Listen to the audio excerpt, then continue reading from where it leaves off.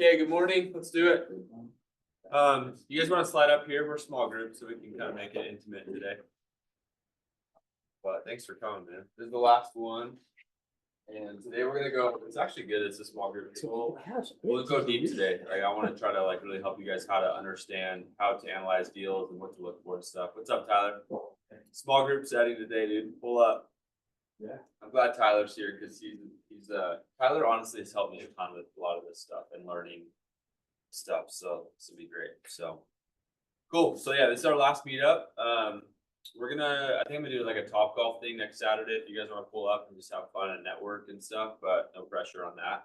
I know a lot of people are leaving soon, and my whole goal with this, one of my goals was that this didn't ever distract from summer and people starting to head out. I feel like it's starting to, which is probably a good sign. That's probably a sign that this should be the last week that we do this, because now we have like reps on the doors actually selling and making money, and so that's exciting. So anyway, today we're going to go over debt. So we're going to talk about, kind of do a deep dive on just understanding debt and all the different types of debt. And then also go deeper on analyzing deals, like what to look for in terms of just like things that should be a red flag for you when you're looking at a property. And then also things that could be like a green flag, like, hey man, that actually is like a really awesome sign. And then we'll also get into the numbers a little bit as well. That'll be kind of the last thing we'll cover today, is just like how to run numbers on a good deal and what to look for on that front. So cool. I'm trying to think of any other kind of announcements. All of these are uploaded onto the Underdog site. So if you guys have friends or people that you meet that want to learn more about real estate, just send them to that, and you can tell them the code, and they're welcome to go on and watch all the course videos, but then also these last two that we've done plus the one today. So cool. So good debt versus bad debt. Good debt is tied to assets. Bad debt is tied to liabilities. Any other thoughts that come to your guys' mind? Like, I guess just growing up, like what were you taught about debt? That's a really interesting conversation. Yeah, Brian. But my parents were always like the Dave Ramsey, like, yeah, the cash burden, never going through debt is horrible. Yeah. There's something about like the LDS culture. It feels like somehow Dave Ramsey has like really cracked into like literally like there's mission presidents, like on the way home, they'll give people Dave Ramsey books and packets. And generally speaking, like it's a good, better, best thing. Like everything Dave Ramsey teaches, like for the average person, they should really steer clear of debt, and mainly consumer debt, right? So when I think of bad debt, that's the word that I think of, is this consumer word, right? Cars, just like credit card debt, right? Credit card debt can be really harmful. It's usually tied to really high interest rates, and there's not an asset that's tied to it that's appreciating over time that's helping you create wealth, right? So there is this good, better, best thing. It feels like a lot of like real estate gurus nowadays they like to talk poorly about Dave Ramsey, and there's kind of this like, I don't know, it feels like everyone does that, which kind of gets annoying. But it is interesting that someone like him, he makes a ton of cash, and his business is crazy successful. So it allows him to buy a lot of properties in cash. But your average person isn't making like millions and millions in income a year to be able to go buy properties in cash, So it's kind of this like not realistic approach, in my opinion. And like, not just in my opinion, but like factually, right? Like my first couple of properties I bought, like no way in heck could I have bought them even with 20% down payments, right? Which is why I love the strategies that we talked about 2 weeks ago, that house hacking, putting less money down, because your average person can just get into property. So this is the main thought here, is good debt allows you to control assets with smaller amounts of money that help you create wealth. So yeah, Tyler. Can I add to the bad debt side of things? Yeah. I think there's a lot of people that I would say I would even throw any deal that doesn't actually carry itself in the long run. Yeah. As bad debt. Love that thought. Like in my we bought a farm up on the Utah-Idaho border Mhm. And there's a lot of farmers around us that like have been farming for 30+ years. And they own this massive ranch, you know, like Yeah, 5,000 acres or whatever. yeah, And even some of them initially owned it completely debt free. And then over time, like now one of these guys is selling it literally because it doesn't cash flow. That's the whole Yeah. deal. And I think there's a lot of real estate investors that are just buying deals that aren't cash flow too, like that Yeah. also affects that. yeah, I love that. Yeah. Yeah, it's like you can't just draw this line. I think this is maybe an oversimplification. Sometimes that's why I want to go deeper today and talk through like when should I buy a real estate property and when should I not.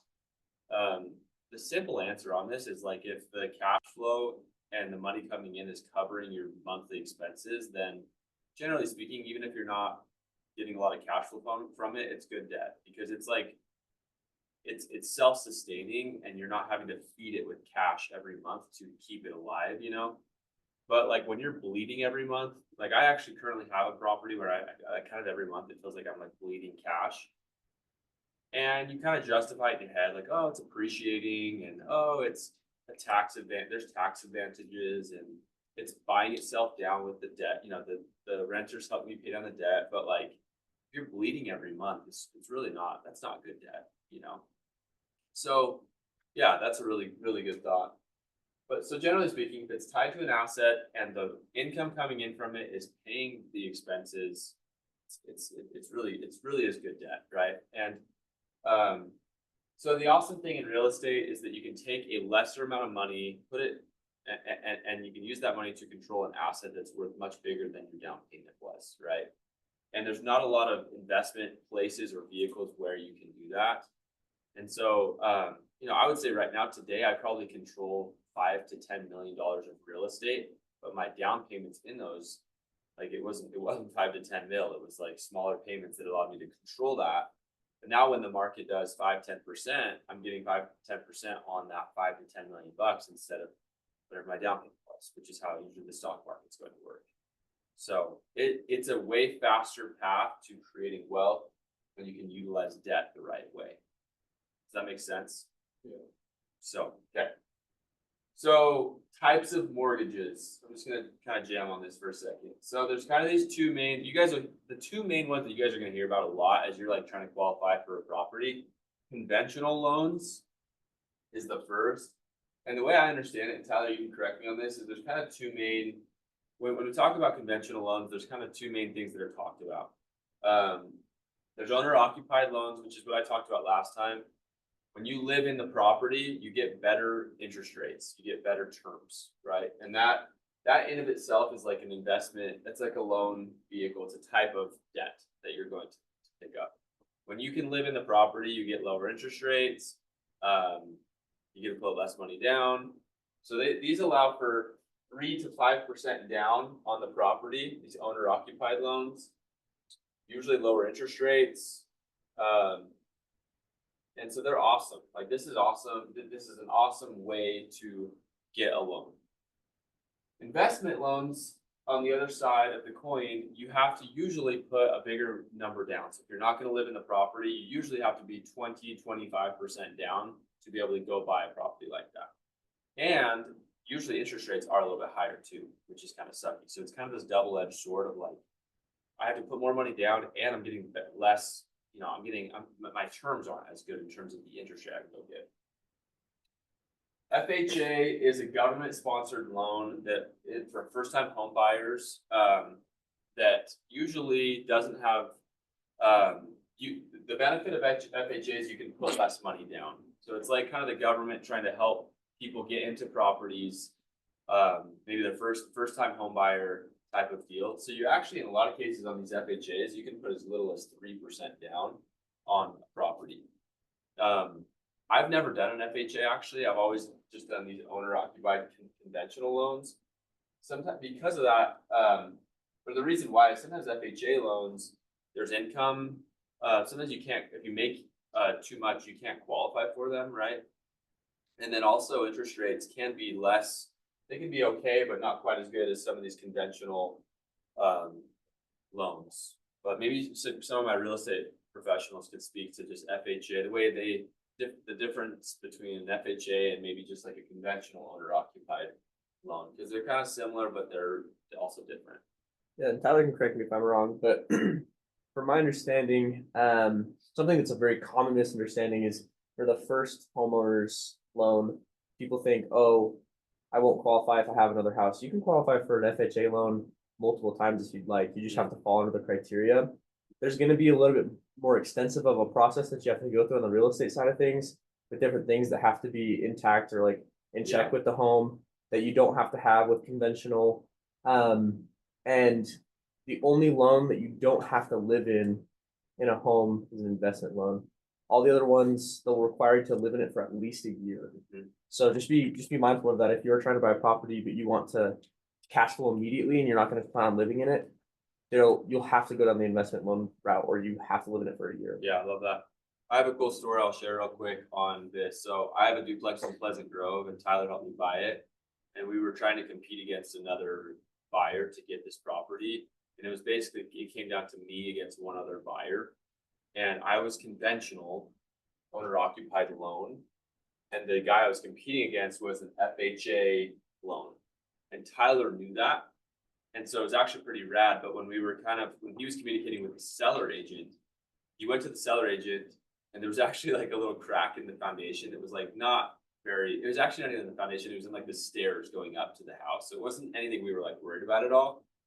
But with FHA, what you just mentioned there, a lot of times lenders will be really careful to lend when there's anything that they're worried about with the property. Like there's all these like little hoops that you have to jump through to be able to get an FHA loan. And if there's something wrong with the property, that can cause a holdup, and the loan can, in some cases, not go through. So Tyler kind of like in a really kind way, like scared the seller agent away from choosing that other offer, because they were tied to an FHA loan and I was a conventional loan.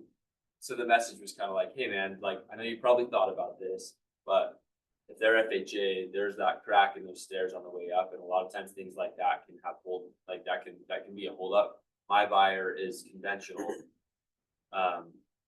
So anyway, that was like that's one cool story I've had that kind of differentiating an FHA loan versus an owner occupied loan. If that makes sense. Yeah. Just to kind of add on to that as well too, FHA, you're gonna have MI, mortgage insurance, which is another like $200, $150 on a mortgage payment that you have to pay. And you don't want mortgage insurance. Mortgage insurance is not a good thing. That's just pretty much the lender holding your home hostage, essentially. And But there's PMI 2 on a conventional up until 20%. Right. Yeah. Right. But FHA, you'll have MI every loan that you get. Conventionally, you can dodge it. Yeah. Yeah, private, that's one last thing maybe I'll share on this with these loans is when you're gonna put 5% or less than 20% down, there's one more little bill that you're gonna get called private mortgage insurance. So they slap one more little like $100 to $300 fee on your loan, because they're like a little bit worried about you because you're putting 5% down or 3% down.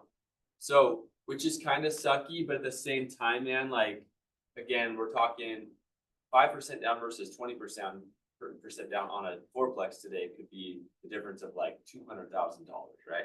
So my mindset's always been like, I'm down to pay the extra PMI as long as, again, the deal can cash flow and I can be okay in terms of like my monthly nut. Does that make sense? Yeah. The biggest reason why we usually tend to try to go conventional is because we can get rid of PMI once we hit 20% equity. So can you not get rid of PMI on an FHA? So you technically could if you put 10% down or more on an FHA loan, but anything less than that, the only way to get rid of it is to refinance into a conventional loan. Oh, Get rid of the interesting. FHA. Yeah, so there's some serious arguments for like not going FHA if you don't have to. But what I was gonna say is sometimes FHA, the interest rate can be crazy a lot cheaper, but then once you factor in it usually has a higher mortgage insurance, monthly mortgage insurance fee. We always look at, okay, what is the total payment? Yeah. With conventional with FHA, right? Yeah. The other benefit to FHA, we can get in the weeds here. Just when you talk to me or a lender, when you're actually going through it, we'll decide you know, what the best is, but with FHA, your loan is actually assumable.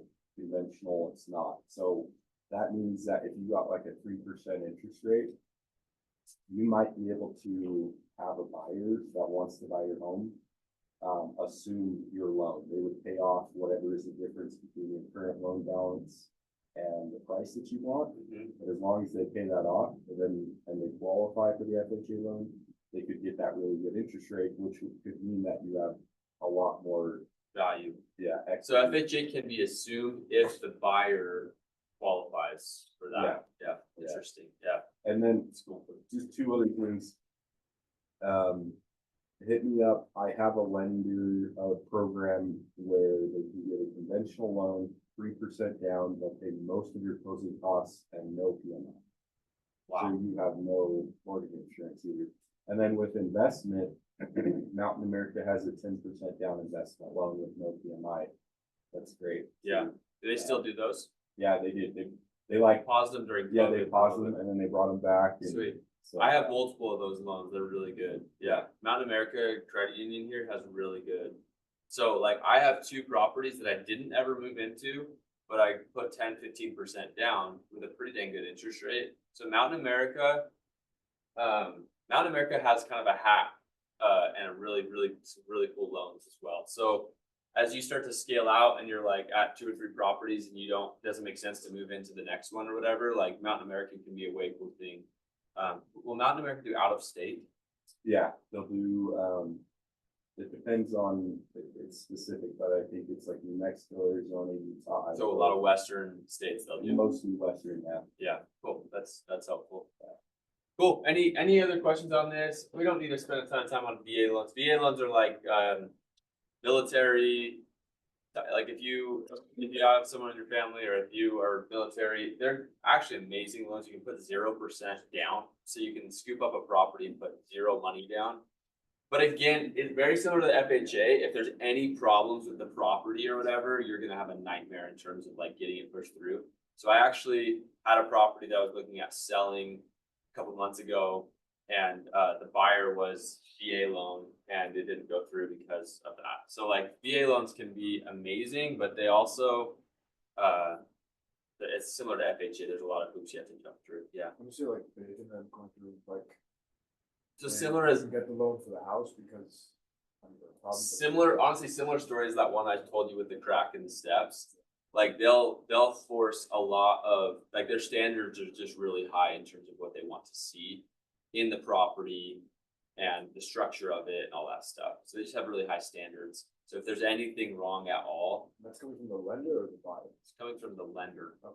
Yeah, they won't give because they just won't give that loan away. So yeah, VA loan is like military type stuff. So any questions on those? So we're gonna jam on just untraditional real quick. So I actually haven't done a lot of this stuff, but there are like 3 main like untraditional loans that come to my mind. So I'm just gonna talk about them real quick. So obviously, like best case scenario is you yourself can get qualified. And last time we met up, we talked about that. The best way to get qualified for loans is to have the income verification, to have the cash saved up, and then have credit. That's how you're gonna go get traditional financing, right? So any of these loans, if you can get qualified as the borrower, then that's best case in my opinion. You just wanna have that option always to go get traditional financing. Last couple years, maybe like last year or two, as you guys have seen, like interest rates have popped up. They're super high relative to where they were a couple years ago. So it's made real estate a little bit trickier, like in terms of just getting stuff to pencil and stuff to work. There's still deals out there for sure. But these are 3 like untraditional lending. So when I say untraditional, basically what that means is you don't have to get qualified.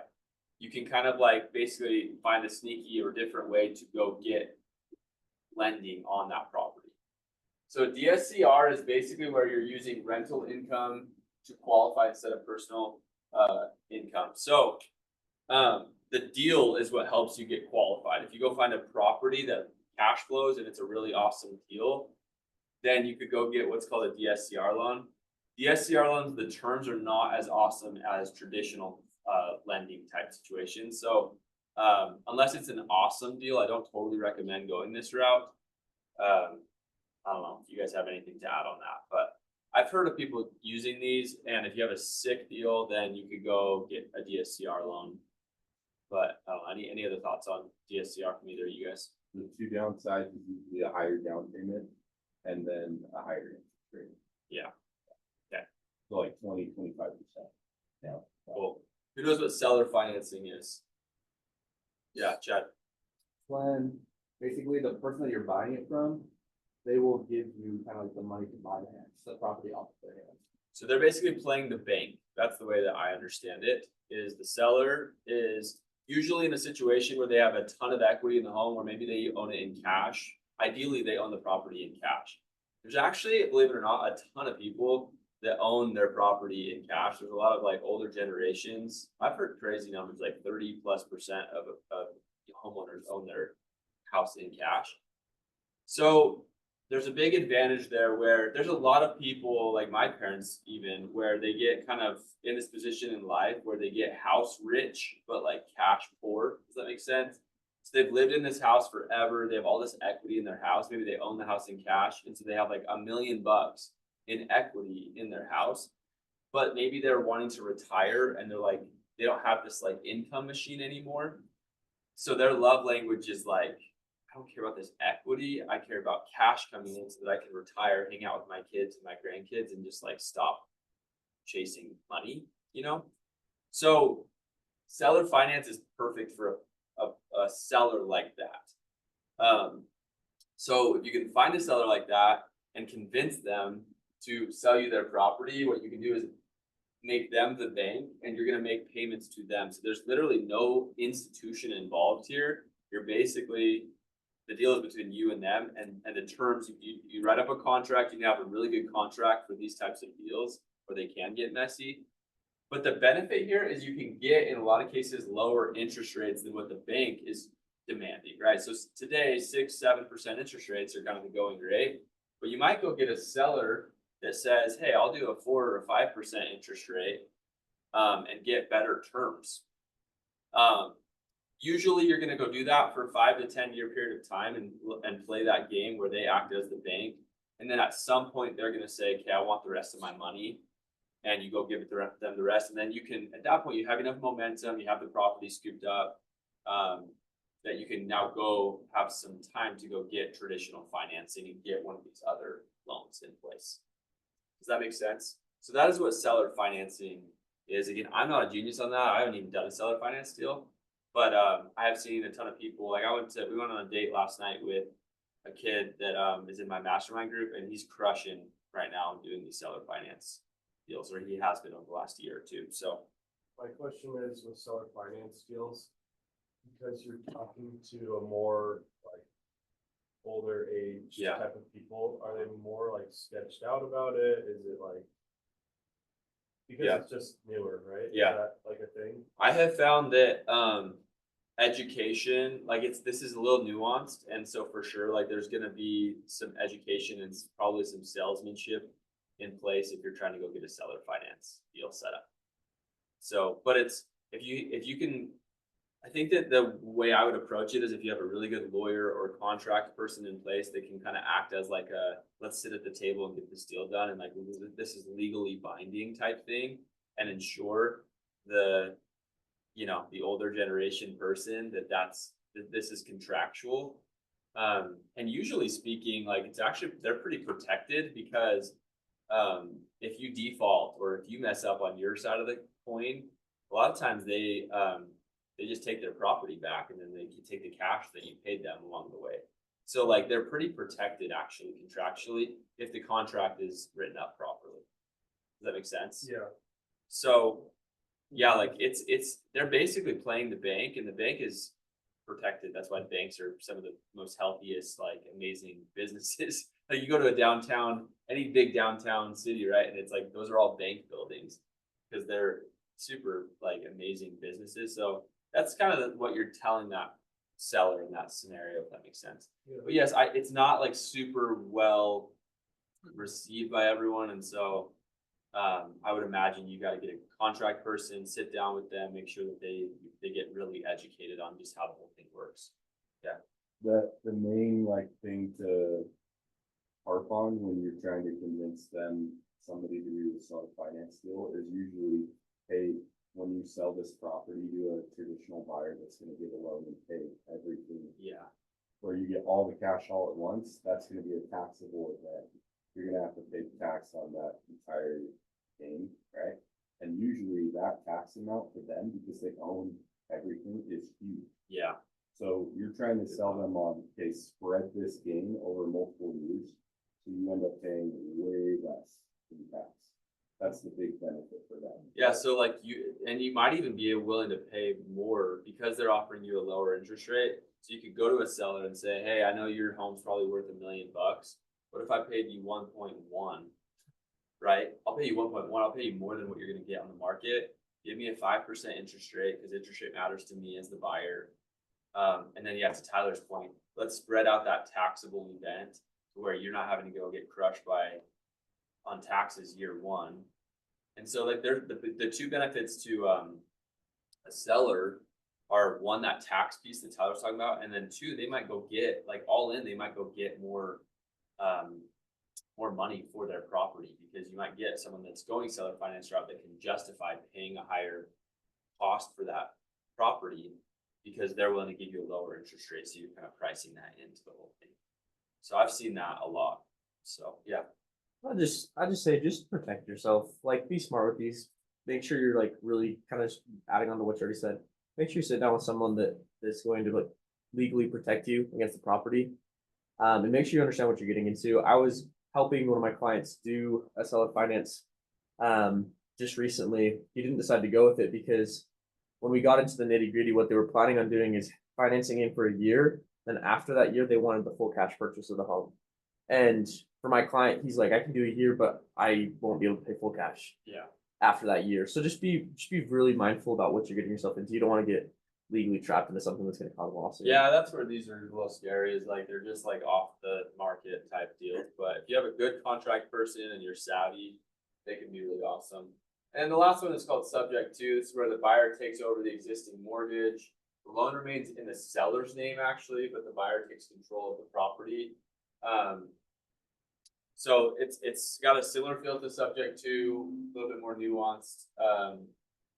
And what do you guys kind of go deep on subject to? But you can probably explain it.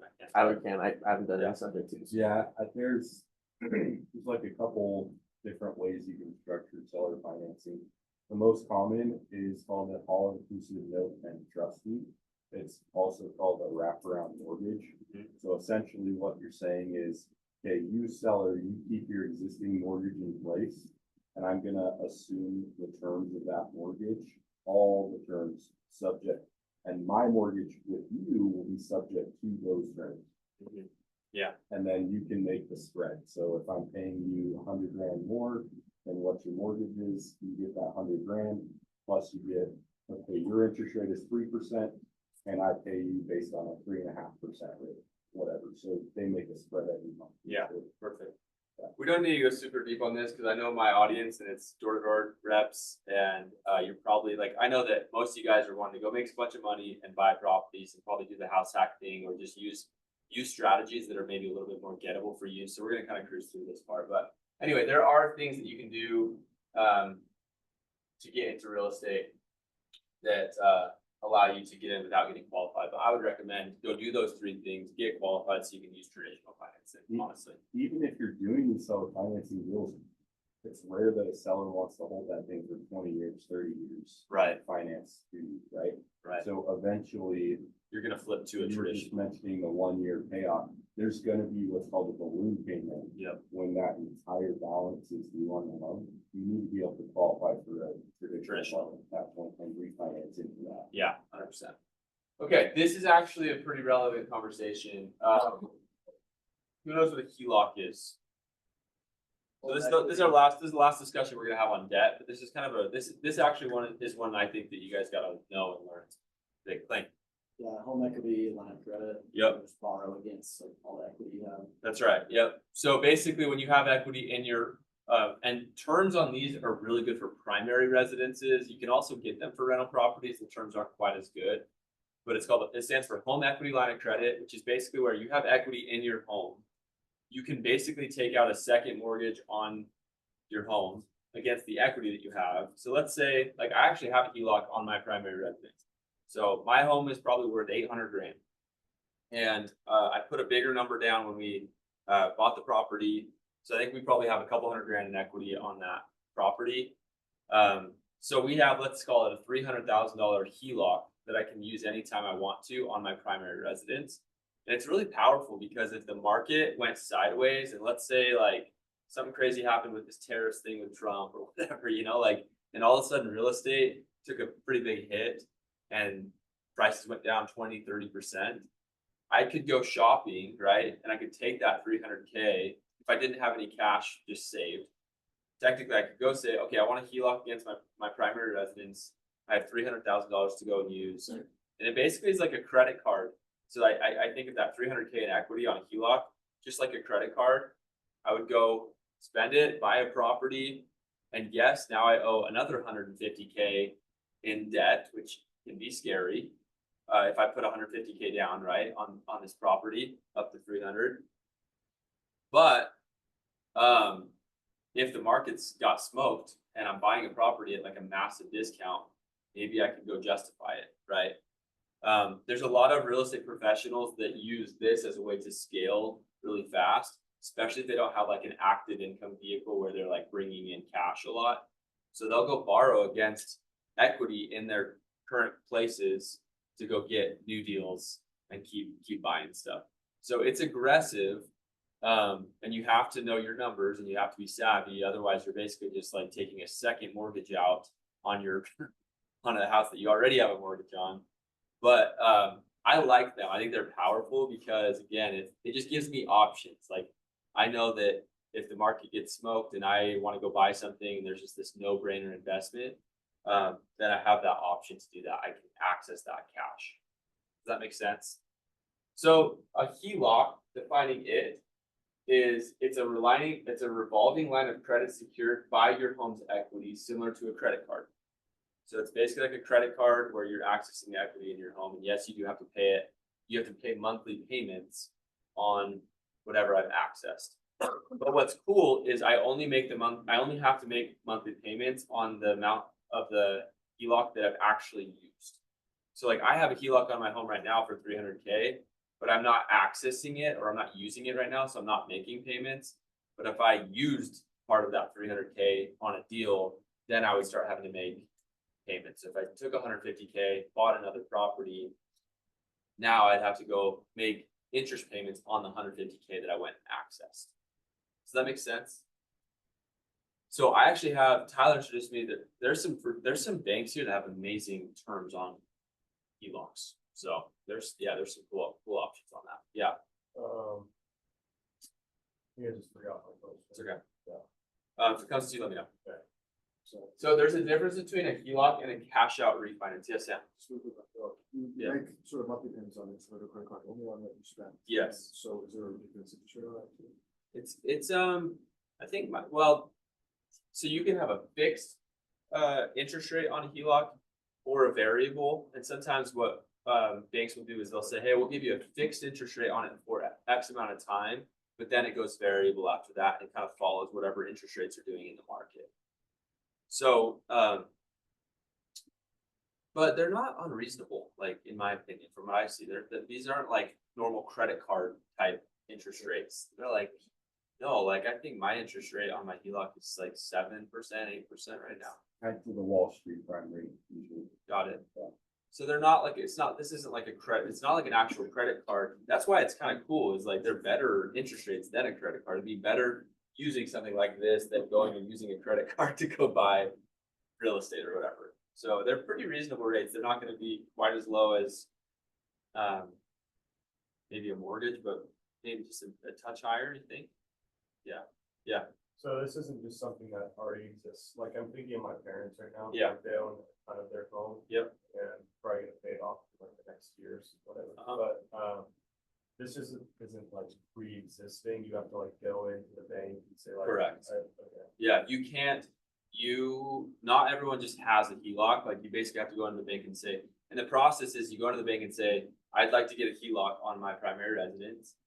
which again is not scary unless like, if I don't ever go touch it, then it means nothing. But I bet if your parents own, I've been to your parents' house actually, probably 1 to 2 million. I think you were maybe on your mission or something. And Tanner got married. Didn't we? Yeah. Yeah. It was like, that's probably $1 to $2 million house. It's a nice house. Like, and if they own a bunch of it, they go there and what will happen is they'll send an appraiser out to the house. And the appraiser will say, this thing's worth $1.3 million and you owe 200K. So you have 1.1 million in HELOC that you can access on this property at any time that you need it.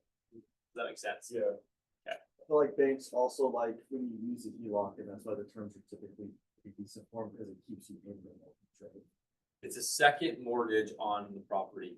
Oh. So that actually is a good transition. So cash out refi is where you're basically like redoing your mortgage, Oh. the first mortgage. But a HELOC, that's a good like kind of like line in the sand difference. Is a HELOC is like basically a second mortgage on that same house. So in this scenario, maybe Noah's parents only owe 200K left on their first mortgage, but they go get a HELOC. It would be basically a second mortgage if they were to go use that. Does that make sense? But a cash out refinance, sometimes you'll want to go take a bunch of cash, put it back in the bank and redo the mortgage basically. You don't have to so there is actually a difference between a cash out refinance and just a normal refinance. So you don't have to pull out cash, but when you refinance a property, I'll just kind of share this piece. You're basically saying, okay, I want to redo that first mortgage, and banks will let you do that because you're basically taking that 30-year window and you're starting it over. So they're hyped to go do it usually because they get a new customer for a new 30 years instead of like maybe in Noah's parents' case, there's only a couple years left on that amortization schedule, right? So I've done a bunch of these, and I have one of these, and they're both really powerful. When rates go down, these make a ton of sense. So let's finish with this, like interpreting interest rates, because interest rates matter depending on which of these two strategies you use for debt. When rates go down, refinances make a ton of sense, right? Why? Yeah, you get a better rate on your first mortgage, right? So your payment literally goes down. Yes. Did you have a thought? Yeah. Okay. So that makes tons of sense. Smaller amount. Yeah, but HELOC, when interest rates go up from where you bought your property, so like I have properties that I have a 2-3% interest rate on, and I have quite a few of those. Never in my life would I go refinance those with the bank because I'm basically just like, I'm giving all my power away, right? But a HELOC makes tons of sense in that scenario. Why?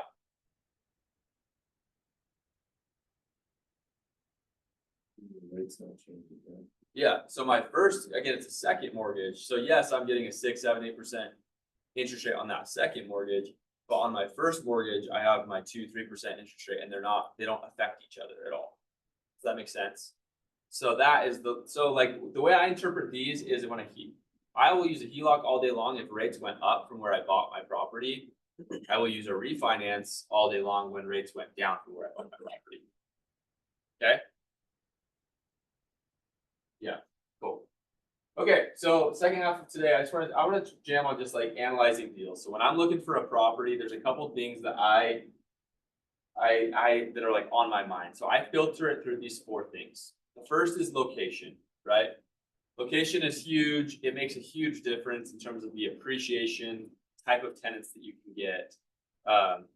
We showed that map, I think the very first one we did of these, where like some markets literally appreciate so much better than others because jobs are different and demographics are different and it's way safer and just more beautiful, right?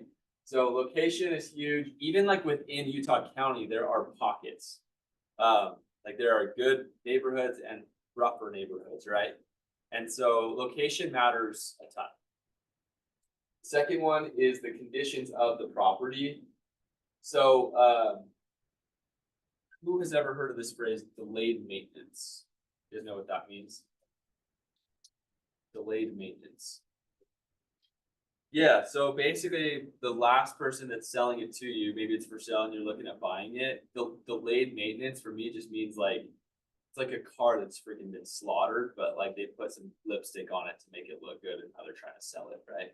So the engine's is like shot and like there's all these things like fundamentally wrong with, But it hasn't. but yeah, but it looks like, yeah, they slapped some white paint, right? So there's a lot of that and you've got to be really careful when you're doing due diligence. So that I like that phrase delayed maintenance. Like, is there a lot of delayed maintenance here? And am I gonna get hosed once I close on this property with just like a bunch of stuff that's like in the 11th hour that's just ready to freaking break, you know? Yeah, Have you talked to Blake about his Ogden place with the roof? At all? Okay, so anyways, he was buying this place and the guy didn't want to redo the roof. Okay. And he was delaying the maintenance on it. Yeah. When Blake was gonna buy it, it's $20,000 or whatever. okay, But Blake noticed that and was able to negotiate yeah, a better deal on the property. that Yeah. way. Yeah. Blake wasn't smart, they wouldn't get the kitchen. yeah. He was then stuck with $20,000, $30,000. I love that thought. That's one of the thoughts I was gonna share is you can't negotiate location, but you can negotiate this. This is one thing you can negotiate, right? I've had a ton of deals where like, yes, there's been noticeable things that are wrong with the property and I can go use that as a way to negotiate a lower price. There's a couple things that are red flags for me. A roof is expensive. Electrical can get you smoked. Like, if there's a bunch of electrical problems, like a bunch of electrical's been cut out or whatever, like there's a couple big ticket things that can just give you a big problem. Cosmetic things are not on that list, but roof, electrical, plumbing, like if there's some bad lines, main lines screwed up, you can, these are 10, 20, $30,000 deals. Electrical could be way more than that. So yeah, I would just, those are things that you gotta, in terms of your due diligence, when you're doing your conditions, always get an inspection done. I've actually made that mistake and it's cost me a lot of money. Like never ever do a deal without an inspection. Even if you feel like it's a freaking home run and you're just buying it for like peanuts, because like foundation issues, that's another one. Foundation issues, roof issues, electrical issues, those things can get you smoked. So always get an inspection done. Yes, Sam. So if someone, I mean, if someone is using the burn method, for example, Yeah. wouldn't you sort of kind of want to look for something that has maybe some delayed maintenance? Cosmetic. Cosmetically, right? Yes. So So like Burr method, if I'm trying to do a renovation, like I'm mainly trying to look for cosmetic things.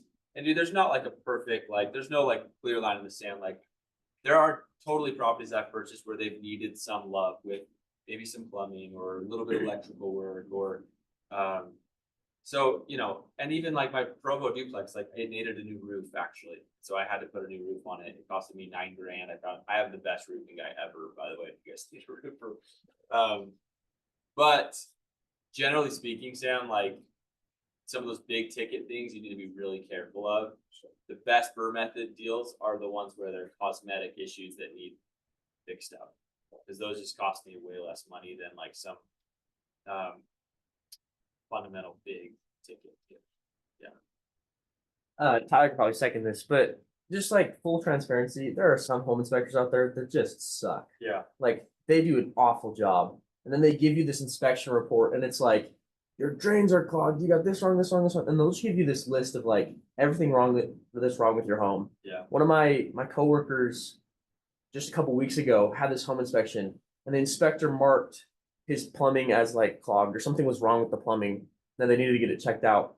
And he films this Instagram story. He goes into the bathtub and he presses down the drain and it drains. And he's like, the home inspector didn't open the drain for it to drain. So just like before you jump to any like crazy conclusions in your mind, talk with your agent as well too, because your home inspector is going to say, oh, there's not an expansion tank on your water heater. There's not your earthquake straps. You got all these things. But with the agent, they know the age of the home and things that you're going to run into that are common. Yeah. Right now, if you're getting into a place that your water heater shot, like take those things seriously. But there are going to be small little things that an inspector is going to hit. You'll get a pretty big report. Yeah. They're not these small little like checklist things. It's a few pages of just like, here's what's wrong with your property. Yeah. Really talk with your agent, sit down with them, make sure that the deal makes sense still. So one of my goals with this community is that we've done enough deals and we have enough good contacts with good inspectors that if you guys go buy a property, like use this community. Don't go freaking Google home inspector, you know what I'm saying? Like use track record of other people, and that is like partially why I want this community to be a thing, is like, you know, we're like 50, 60 people deep now in this community. Like, if anyone buys a deal in this community, like, and you're looking for a good home inspector, like, hit up the group. I have awesome contacts on that, and we can help guide you on that. Because yeah, like, not all workers are built the same. You gotta have good people in real estate. Real estate is, although it's like, you know, studs and windows and houses and foundations, like, it is a people game, just like anything else. So that's a good thought. Zoning is the third one. So this is a huge deal. I have some properties that I treat as a duplex and they're single family, but I'm very like, I would definitely guide you guys to be really careful and know who you have to have, a team that can kind of give you some guidance on that. So for the most part, you want to, if it's being treated as a duplex and sold as a duplex, you got to make sure it's actually a duplex with the city. Like, does the city recognize this as a duplex? Does the city recognize this as a fourplex? There's a lot of properties in Utah County where they're being rented multi-unit and they're maybe only a single family. The scariness with that is that if you ever get nabbed, and you're relying on the 2 units rent to make it cash flow, you can be in trouble, right? So you need to make sure when you're doing your due diligence, like, hey, if I got nabbed and I had to rent this to a whole family or whatever, could this work, right? I probably shouldn't be recording when I say this, but like, I have some properties that are kind of like on a main road here, maybe not the sexiest properties, and I treat them as a duplex and they're only a single family. So I rent the upstairs and the down, and I've had pretty good success doing that. But I've also had some where they're in kind of more of a nicer neighborhood, a little bit of an HOA feel to them. People kind of care about the neighborhood, and they're like, there's a lot of Karens in there that are like, dude, that's not a duplex. You can't rent it that way. And they're knocking your door, you know? So check zoning with the city. There are sketchy people that will list their property as a duplex when it's not like an actual duplex. You know what I'm saying? So zoning matters. Anything on top of that you guys would share? Matters a lot. Yeah. Make sure you know what the city says legal zoning is when you block it before you buy it. Yeah. And technically, like, because I would steer you guys clear of buying a deal where it's like south of campus in Provo, they got freaking 8 kids deep in this house, and the landlord's like selling it with the numbers associated with 8 people renting that property.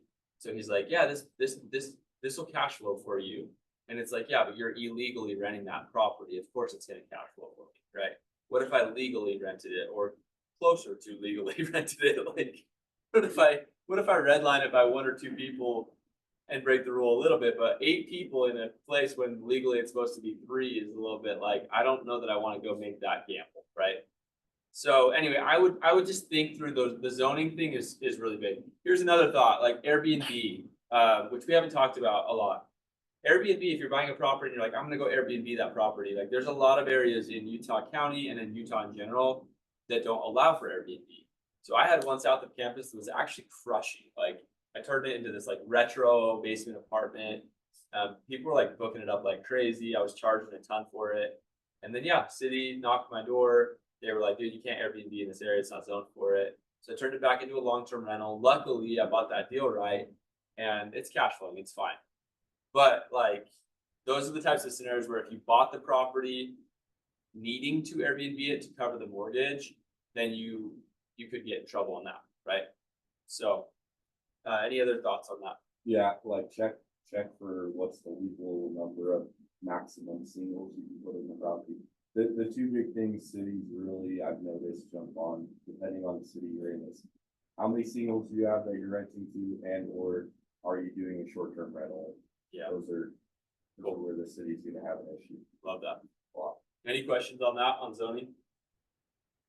Okay, last thing is just value add potential. So Sam's, there's kind of a difference between the 2, right? Conditions of the property, and then like, I actually am looking for like green light. I'm looking for this thing could be improved at not a ton of money, right? Like, I don't like the thing that's like finished product, looks beautiful, laminate floor, white, everything. Like that's what I want to turn it into. I don't want to buy it that way because then the value's already been extracted. So like I want to buy it where it's like grandma's carpets but like grandma had the water heater, kept it up every year, and the AC is amazing and the roof's freaking perfect, but like her purple carpets are on the ground. Like that, I love those types of deals because ripping that up and putting some new flooring down, like it costs you basically nothing, you know? So I'm looking for value and I'm looking for ugly. I'm looking for like outdated grandma vibes because then I can make it look pretty for pretty cheap, drive the value way up. So don't steer clear of that stuff, like look for it. I would be my thought. So I would guard against guys like buying turnkey properties that just look really pretty if you're trying to like actually buy good rental properties, especially with the current market. So, okay, we'll finish with this. Running the numbers. There's a lot of different metrics that you can go and use. I'm going to share 2 of them today that I like, and so that's kind of what we'll jump into. So cash on cash return is the first one. So this formula is how it basically tells me how hard my cash is working, right? So Tyler mentioned earlier, I think it's a really good thought. Like if my property is negatively cash flowing, it's bad debt. That's not what I want to teach here. There are real estate professionals that will teach like go buy as many units as you can, you know, borrow money. But I like the rents have to cover the debt and the costs, right?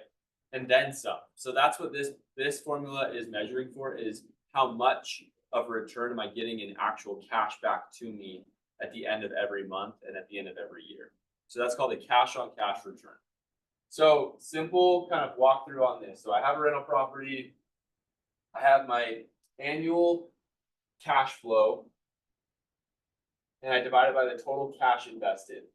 So in this scenario, let's say I've invested $100,000. $100,000 was my initial down payment, right? So if I get $6,000 back year 1, then that would be a 6% cash on cash return. And when I say $6,000 back cash, that's literally like money that I'm putting in my pocket that I get to keep. So the equation is like rents, which is my revenue, minus all my stuff. So my mortgage, all my stuff breaking down, my property manager, everything, right? And then equals some number. That's my cash flow that I'm getting in a month. And I take that times 12. So I take that and I make it an annual number. And then I divide it into the number that I invested. And that is my cash on cash return.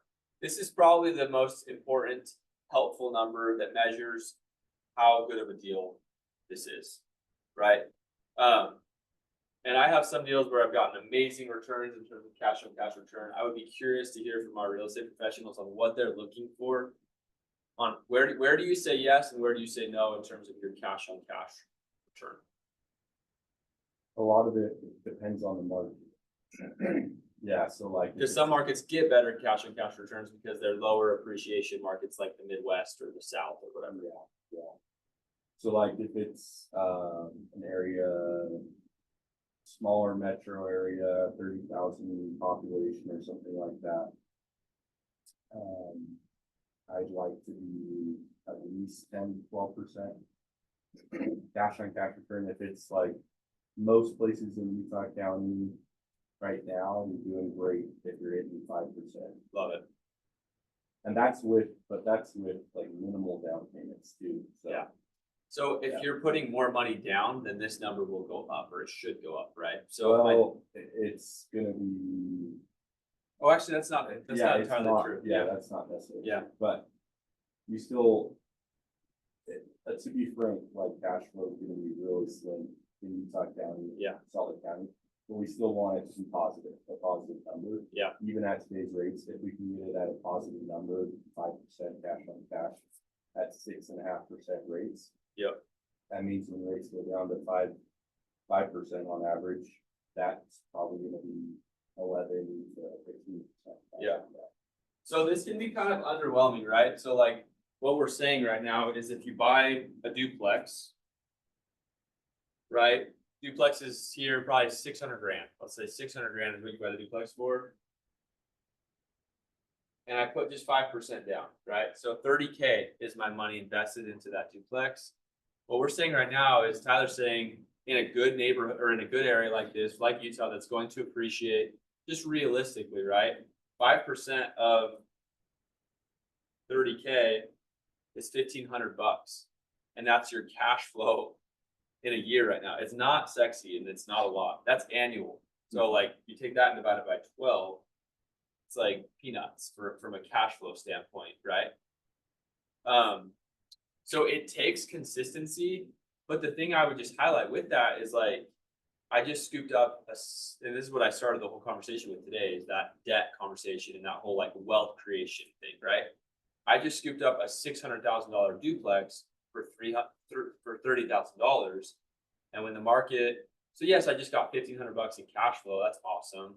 Doesn't like improve my life a ton, but like, you know, a couple more trips to McDonald's or something like, like, but what does improve my life a ton is, if the market does 5-10% that year and I make that, on the 600K, that's super meaningful year over year. And that compounding thing starts to add up and seriously change my life, right? So the appreciation is where the real wealth is built. It's not going to be in the cash flow, at least short term. Long term, it honestly can be. Like you can start long term 5-10 years down the road, because what happens is maybe you'll refinance your debt like we talked about today, or maybe rents will go up, which they freaking will in Utah, because like this place is amazing and the economy is just like ripping. So all these things happen over time to increase your cash flow, but short term, like as you guys are running your numbers, 30K down, and as you're running your numbers, it's like, hey, I'm getting a little bit of cash flow, but it's like barely anything. Like that is kind of the game that we're playing now. So you just need to get, I love that. Like, let's just draw a line in the sand, 5-6% or more, buy that deal. Like buy that deal, start buying properties consistently. If it's not that, then there's probably a deal that you could go wait for and get and be disciplined on. But maybe I'll just share, like, also just don't get emotional about property. I know a lot of you guys want to get into real estate, but lean on professionals. I've leaned on professionals a lot, and they've kind of guided me in terms of like, this is a good buy. Let me show you with the numbers type thing. So yeah. My question was always like these kinds of deals, how long are you planning on holding on to like the real estate you have? Is it, you know, maxing out the 30 years on the loan that you got, or is it, I'm gonna turn around since this is appreciated? Get that back. Dude, I actually want to finish with that thought. So I'm not going to really dig into this one. There's another formula called IRR. It's awesome. And you can, it's the same, you're measuring for cash flow plus some other things. I want to finish with that thought that like my vision, I just want to share. And I think this is an awesome vision. Maybe you guys could buy into the same strategy, but my strategy is, as time goes on, like when I'm 40-50 years old, I want to be in a position where the cash flow like massively impacts my lifestyle and I just have crazy freedom. But while you guys are young and while I'm young, like I think the strategy should be buy properties consistently and stay disciplined and leverage debt the right way. Don't over leverage, but as long as the rents can cover the mortgage, like that's all you can ask for. But as you get older, man, like you have so many options. And to be honest with you, my strategy is I probably at some point when I'm 40 plus will start to buy down properties that I have and increase cash flow. So if I have a ton of equity in properties because of the appreciation, because of the strategy that I've used, it's like a growth strategy along the way. At some point I can take a property, like my first fourplex I ever bought, I bet in 5-10 years will be worth a ton in equity to me, like maybe like $1 million, right? And so I can, at some point you can start taking that equity and buying off other properties and just increasing your cash flow and having tons and tons of freedom. Because when you have less debt, the truth is you do have more cash flow on properties. right? Or No, just like you could literally take equity from the one and say, I'm gonna sell this property and buy another bunch of properties in cash. So like I look at like a Dave Ramsey and I'm like, the guy's not an idiot. Like he's making gobs of cash flow, and that is the ideal. Like the ideal is that we have properties that pay us a bunch every month, and you have crazy freedom, right? So you can just show up to your kids' sporting events and do whatever you want in life, travel the world, serve in the church, like just impact and do amazing things. So cash flow for me, long term, is the goal, but it's not the goal yet. The goal for the next 10, 20 years for me is like net worth and just adding to my portfolio so that I at some point could just turn it off and say, like, I'm going to choose just freedom. And so anyway, that's kind of like my strategy, if that makes sense. What other people do also, which is kind of similarly related, but they'll trade up. So like my fourplex, let's say in a couple years, I have a bunch of equity in it, 700 grand or something. Like what a lot of people will do is they'll take that and they'll say, okay, now I'm gonna go take that and buy, how much real estate can $700,000 buy me, right? As a 25% down payment on an investor loan. And the answer is like $3 million in real estate. So I could technically take that 700K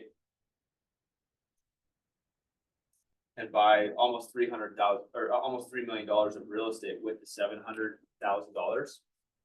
And a lot of people will do that too, is over time, they'll start buying duplexes and fourplexes, but then as time goes on, as their net worth increases and as their equity increases in those properties, they'll trade up into bigger assets. Because again, if I have a $3 million apartment building and the market does 5-10%, now I'm trading net worth at even a much faster clip. So I see it as a game of sequences. I think I'll probably do that before I totally like start to like pivot to like, I want to start buying stuff in cash and just like increasing cash flow like crazy. Is I'll probably start trading up properties, because then that allows for just a faster net worth creation type strategy. So that's kind of like my vision, is like scale up, get an amazing portfolio, trade up when equity increases 5, 10, 15 years down the road, trade up into bigger assets. And then at some point, if you wanted to, which we'll see, where I'm at, but like, I love the idea of at some point just saying, you know what, man, like I've built this amazing portfolio that like is worth a lot, but it's not paying me like as much as I want to in cash flow. I have the option at that point to start buying stuff in cash because I have tons of equity in these properties because I've used debt really strategically. Does that make sense? So I don't know, that's how I think, but that's the cool thing about real estate is Tyler might think differently than I do on that, which is fine, There's a bunch of different ways you can go about it. I would say most times, like for you guys as summer sales guys or any self-employed entrepreneur, you typically want to sell the property when you run out of depreciation, when you fully depreciated it, because that's one of the big like return points for you guys. Is you're going to go make 100 grand or 50 grand, whatever it is, and you can use that real estate to depreciate against that income and save you a ton of tax, right? Yeah. Once you run out of that and you've fully depreciated that property, which could take up to 27.5 years, that's the maximum residential real estate depreciation schedule. You can take is 27.5 years. Or if you do bonus depreciation or cost segregation, you can speed that up to 10 years. Like it could be very fast. Yeah. But you run through depreciation and then you can sell that property, trade up like what Parker's talking about, do a 1031 exchange, meaning you're avoiding paying tax on all of that gain and you're just rolling it into a bigger property. That's the strategy that like many investors and self-employed use. Yep. So yeah, and that last thought there is awesome. So like in that scenario, if I go take the fourplex equity and buy a bigger building, I don't pay any taxes when I sell the fourplex, because there's this crazy, it's called a 1031 exchange, where I basically can trade up for a bigger real estate property, pay zero in taxes, and now I possess a $3 million building. So there's just the key, man, is like, and this is maybe where we can finish. It's like start young, start buying properties young. be disciplined, make sure that the debt gets serviced by the rents that are coming in. But start young, then like by the time you guys are like 30, 35, then you can start trading up. And then at some point you can start buying down stuff. And man, it's just like this crazy snowball machine that the earlier you start, the better, right? Like I look at like a Warren Buffett who is worth like $100 billion now or something crazy. He's so wealthy, but a lot of his net worth was made in the last like 5, 10, 15 years because of that compounding thing, right? Like this power of compounding. And so starting young is the key. I love this thought of like it's the investor, not the investment. Like learn this stuff early and just be a part of communities like this and stay accountable and lean on us. And this is like I love this stuff. I get energy from it. So we want to be a resource for you for sure. Sam. Just one more question about sort of cash return. Yeah. Obviously you want your house to, or you want a rental property to cash flow. 5% would be like 1,500 a year, for example. Yeah. What if like after 2 years of owning property, you lose 1,500, right? Yeah. Like how long should you wait, sort of swallow the 1,500 a year or selling? Yeah. That's calculating, that should be calculating in all expenses averaged out. So that's CapEx and maintenance on average. You're gonna have like months or years where you're higher or lower than that, but on average, if you're running your numbers right, the cash on cash return is after all expenses. So what we're saying basically is like if that happened, it would be a fluke. So you can kind of mentally tell yourself that, like, okay, that happened, but that was a fluke because my numbers, like, realistically are run for me to make 1,500 a month or 1,500 annually going forward. Right. There's some cases where like my projections don't turn into reality though, right? And in some cases, that's where you end up selling a property or you need to be more strategic with how you're renting it out or whatever. Right. I think I asked my question wrong. I guess I'm asking how long should I wait for cash flow as possible, right? Not gonna cash flow. You should never buy a property that's negatively cash flowing day one. Okay. Does that make sense? So that Well, I mean, if I have to live in it, say. Okay, oh yeah, so if you're living in it, these numbers that we're running off of are when you move out of the property. So when So you're by the living in time I the move out, property, should you're we- gonna be paying something to yeah. So yeah, you're running these numbers for when you move out of the property. That's a really good like thought. Yeah, you're not gonna be cash flowing living in a property in today's market unless you steal the property from someone. Like, yeah, it's just way tough that way.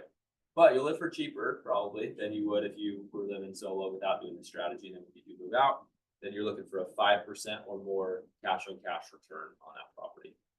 Here, if you're in like some podunk country place, probably higher than that. If you're buying in the Midwest or like one of our markets, like I've actually looked at buying property like where we have some of our pest branches for Palisade, like because they're like Midwest kind of growing places, but in those markets, I would need a higher cash on cash return than Utah because I'm probably going to not get quite the appreciation there as I would here.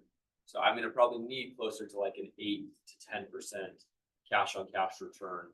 So basically, the better appreciating a market is, the kind of the nicer a market is, you can get away with compromising a little bit on your cash on cash return, but you don't want to fully compromise and say, I'm going to go negative on a property ever, even if it's in California or whatever, So that's just my take. Some people do that, but that's not what I'm comfortable with. So anyway, key takeaways before we finish up today. I know today's gone a little bit longer, but it's been fun.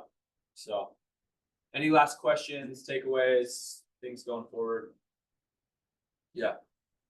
Speaking on your last thing that you said, a bigger pockets guy, David Green. Yeah. He was investing a lot in California, I think. Yeah. Initially, where he's from. And I think I don't know if he pushed the narrative, but he definitely had other people on the podcast that pushed the narrative of cash flow doesn't necessarily have to happen, especially in markets like California where that thing's just gonna appreciate like crazy. Right? Yeah. So I heard that and pushing that over years. And then just literally 6 or 7 months ago, he like had a podcast where he opened up on what really happened to his portfolio and his life. And it was like painful to hear what happened. but he ended up losing tons of money. And essentially, at the end of the day, it's because he wasn't paying attention to cash flow Yeah, and can he carry the assets. yeah. I love that.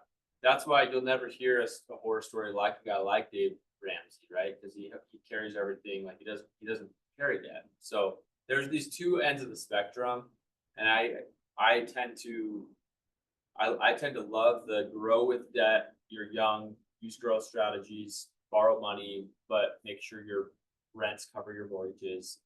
And then as time goes on, you can have options. And if you want to pay stuff off and increase cash flow, you can. But it's just real, dude. It's unrealistic, Dave Ramsey thing, to go buy a property with 20-30% down in today's market for most people. So, and if I would have gone that route, I would have not been able to start ever, and I wouldn't be where I'm at today. So there is a strike in the middle on it that you got to find, and that's kind of what I'm talking about. When you're young, grow, invest, borrow money, find good debt, and then as time goes on, you can have options. So anyway, cool. Thanks for coming today. Love you guys. Tear it up this summer if you're knocking doors. So